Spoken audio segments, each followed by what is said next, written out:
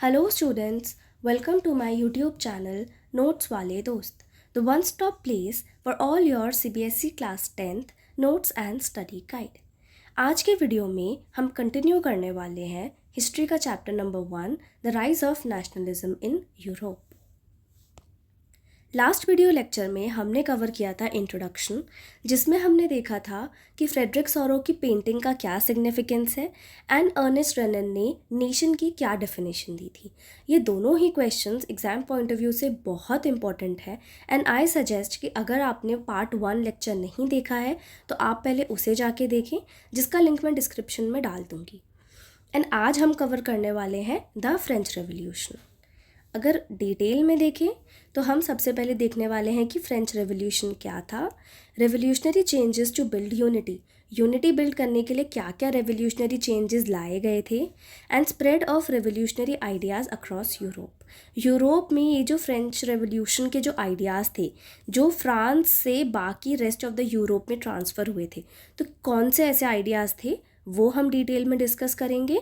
And lastly हम देखेंगे कि नेपोलियन का क्या रोल था रिफॉर्म्स एंड कॉन्ट्रडिक्शन में। वीडियो स्टार्ट करने के पहले I would like to say कि please subscribe to my YouTube channel and also press the bell icon because ताकि आपको हमारे सारी लेटेस्ट वीडियोस का अपडेट मिलता रहे। Let's get started. The French revolution ये 1789 में हुआ था। Nationalism was clearly expressed for the first time in France in 1789। 1789 में पहली बार नेशनलिज्म फ्रांस में देखा गया था एंड लोगों के अंदर अपनी आज़ादी के लिए एंड अपनी फ्रीडम के लिए एक sense of unity and belongingness देखी गई थी। France was then ruled by an absolute monarch.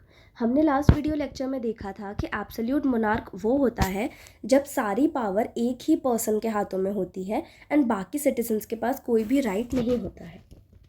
The French revolution transferred sovereignty from the king to the citizens. तो अब यहाँ पे जो हमारा सोवरेंटी थी, जो हमारा गवर्नमेंट, जो हमारा शासन का जो पूरा तरीका था, वो हमारा डिक्टेटरशिप या एब्सोल्यूटिज्म से डेमोक्रेसी की तरफ शिफ्ट हो गया था एंड किंग से अब सिटीजन्स के हाथों में पूरी पावर आ गई थी because now they had a say in the way they wanted to be treated.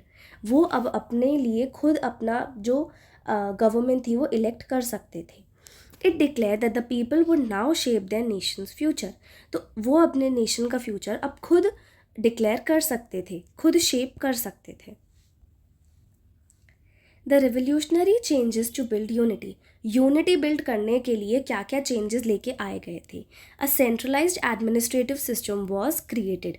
जो एडमिनिस्ट्रेटिव सिस्टम था उसको सेंट्रलाइज कर दिया गया था, पूरे फ्रांस के लिए एक कॉमन एडमिनिस्ट्रेटिव सिस्टम बना दिया गया था ताकि एक यूनिटी बिल्ड हो सके। Uniform law, standard weights and measures and a common currency were introduced.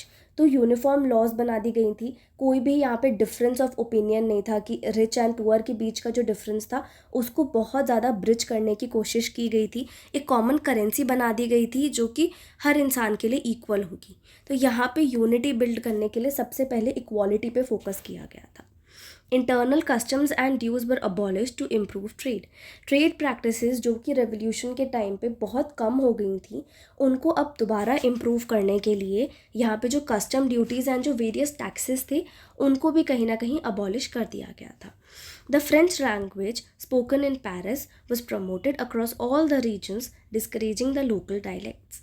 तो जो लोकल डायलेक्ट्स थी, जो हमारी रीजनल लैंग्वेजेस होती हैं, उनको डिस्करेज किया गया था ताकि जो पेरिस में जो लैंग्वेज बोली जाती थी फ्रेंच, अभी भी वही बोली जाती है, तो फ्रेंच लैंग्वेज को प्रमोट करा गया था। Also, to create collective national identity, several symbolic and practical steps were taken, like the concept of La Patrie, the fatherland, and Les Citoyens, the citizen, were introduced to build a feeling of common belonging. लोगों को, जैसे India का example अगर लें तो India में भारत माता बोला जाता है, तो if we have to connect the citizens of India with their motherland, so we call our land as motherland, but in France it was called fatherland, and उसको सिग्निफाई किया गया था ला पेत्रे से, एंड जो सिटीजन्स थे उनको बोला गया था ले सिटियन।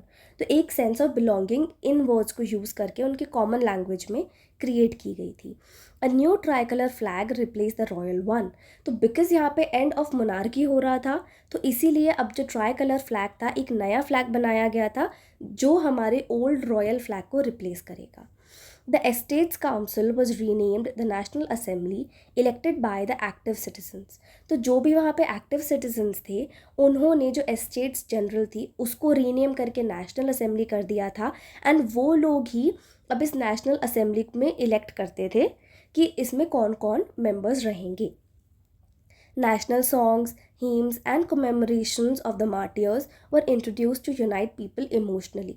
Now ये सब हमने अभी तक जो भी देखा वो हमने पॉलिटिकल फ्रंट पे देखा कि यहाँ पे ला पेत्रे ले सिटियन, नेशनल फ्लैग दोबारा बनाया गया है, नेशनल असेंबली क्रिएट हुई है, बट इमोशनल कनेक्ट करने के लिए लोगों के साथ में नेशनल सॉन्ग्स बनाए गए थे एंड कमेमोरेशन ऑफ मार्टियर्स। जो लोग शहीद हुए थे इस आज़ादी के टाइम पे उनका कमेमोरेशन किया गया था, उनको रिमेंबर करने के लिए काफ़ी कुछ किया गया था जिससे लोग इमोशनली कनेक्ट कर सके। Then the spread of revolutionary ideas across Europe. तो बहुत बेसिक सी चीज़ है कि फॉर्म ऑफ कम्युनिकेशन हर सेंचुरी में रहा है, भले ही कम्युनिकेशन के जो वेज़ हैं वो डिफरेंट होते हैं, वो टाइम टू टाइम चेंज होते जा रहे हैं। जैसे आज के टाइम में हमारे पास टेलीविजन्स हैं एंड आजकल तो मोबाइल फ़ोन है, वी हैव इंटरनेट, बट उस टाइम पे भी कम्युनिकेशन होता था एंड जो आइडियाज़ थे जो फ्रांस से निकल के बाकी रेस्ट ऑफ द यूरोप में भी स्प्रेड हुए थे। कैसे हुए थे? The revolutionary ideas spread to other parts of Europe when people heard about the events in France. तो फ्रांस में जो भी इवेंट्स हुए थे जिसकी वजह से वो लोग मोनार्की से अपने डेमोक्रेसी की तरफ गए, तो अब ये जो आइडियाज़ थे ये पूरे यूरोप में फैल गए थे। Jacobin clubs were formed by students and educated middle classes in cities like Mainz, Milan, Brussels, etc. तो जो educated students and middle class people थे उन्होंने इन्हीं चीज़ों को डिस्कस करने के लिए जैकोबिन क्लब्स बनाए थे। These clubs supported liberty and nationalism and welcomed French armies that arrived to liberate them. तो अब जब फ्रांस इंडिपेंडेंट हो गया था तो वहाँ की French armies rest of the Europe में जाके उनको भी आज़ादी के लिए हेल्प करने लगी थी। तो जो जैकोबिन क्लब्स थे उनका यही मोटिव था कि वो लिबर्टी एंड नेशनलिज्म को सपोर्ट करें, एंड जब ये फ्रेंच आर्मीज़ उनके नेशन में आती थी तो they welcome them with open arms. The French armies moved into Belgium, Holland, Switzerland and parts of Italy in the 1790s carrying these ideas. तो सबसे बड़ा एक सोर्स ऑफ कम्युनिकेशन जो था वो फ्रेंच आर्मीज़ के थ्रू था। जो भी फ्रांस में हुआ था, अब ये जो फ्रेंच आर्मीज़ थी ये बाकी सारे पार्ट्स ऑफ द कंट्री में जाके, कॉन्टिनेंट में जाके रादर, ये आइडियाज़ को स्प्रेड करती थी। नाउ हम देखेंगे कि नेपोलियन का क्या रोल था। तो after becoming emperor Napoleon destroyed democracy but carried forward many revolutionary reforms. तो जो नेपोलियन था उसने डेमोक्रेसी कम्प्लीटली अबॉलिश कर दी थी, बट उसने काफ़ी सारे ऐसे रेवोल्यूशनरी रिफॉर्म्स लेके आए थे जो कि बहुत पॉजिटिव भी थे। ऑफ कोर्स उसके कुछ ड्रॉबैक्स भी थे जिसकी वजह से जब लोगों को इस चीज़ का एहसास हुआ कि he is not completely benefiting them, तो उसको फिर वापस फ्रांस भेज दिया गया था। बट उसके पहले उसने क्या क्या चेंजेस लाए थे उनको डिस्कस किया जाता है नेपोलियनिक कोड में 1804 के, जिसको सिविल कोड भी बोला जाता है, civil code of 1804। And exam में आपको नेपोलियनिक कोड भी बोला जा सकता है या सिविल कोड भी बोला जा सकता है, तो दोनों का मीनिंग एक ही है। एंड उसमें बेसिकली आपको बताना है कि क्या क्या चेंजेस नेपोलियन के थ्रू लाए गए थे। तो firstly Napoleon abolish the privileges by birth. तो बाय बर्थ जो भी एलिट क्लास को प्रिविलेजेस मिलती थी वो सारी अबॉलिश कर दी गई थी। Introduced equality before law. Law के लिए सब एक बराबर है, तो कोई भी बड़ा या छोटा नहीं है, ना कोई रिच है ना कोई पुअर है, यहाँ पे इक्वालिटी लेके आया था वो। Protected right to property. जो भी लोग आज़ादी के टाइम पे शहीद हो जाते थे तो उनकी प्रॉपर्टी डायरेक्ट गवर्नमेंट के पास चली जाती थी, तो जो कि कहीं ना कहीं डिस्क्रिमिनेशन था with the people who were left behind. तो यहाँ पे उन राइट्स को प्रोटेक्ट करने के लिए राइट टू प्रॉपर्टी भी उसने लेके आया था। Abolished feudalism and freed peasants from serfdom. Peasants को बहुत सारे डिफरेंट टैक्सेस देने पड़ते थे जो भी यहाँ पे नेपोलियन ने अबॉलिश किए थे। Simplified the administration in regions like Italy, Germany, Switzerland and the Dutch Republic.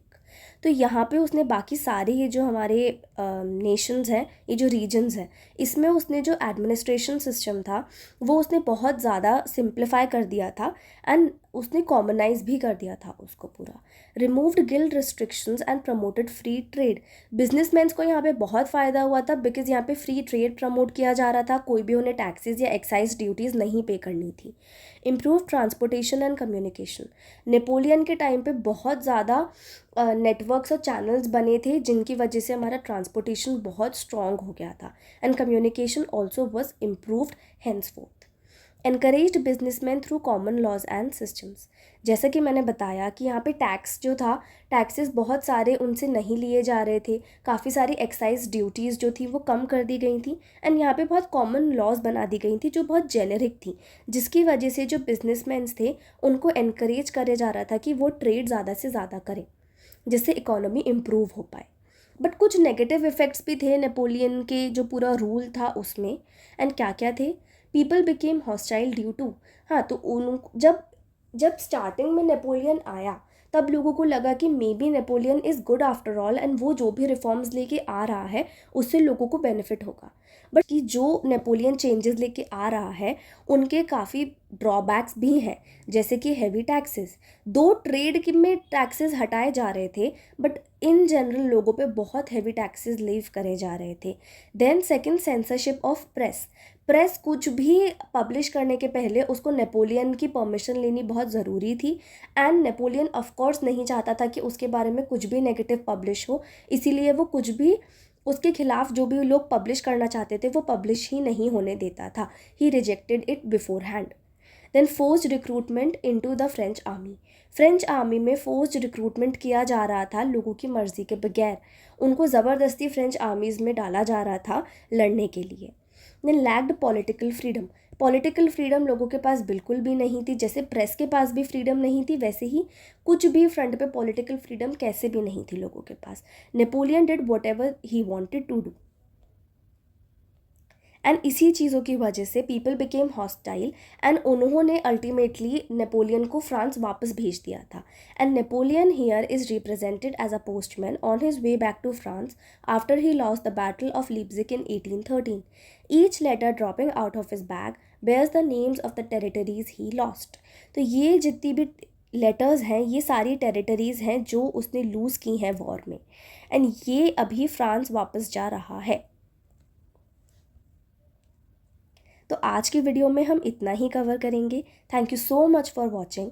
अगर आपको मेरा वीडियो अच्छा लगा हो and it genuinely helped you guys तो प्लीज़ आप इसे लाइक करें, अपने फ्रेंड्स के साथ शेयर करें ताकि वो लोग भी मेरे वीडियो से बेनिफिट ले सकें।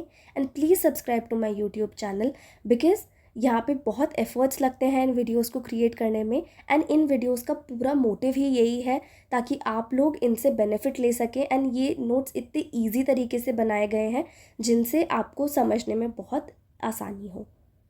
तो please subscribe to my YouTube channel and thank you so much for watching.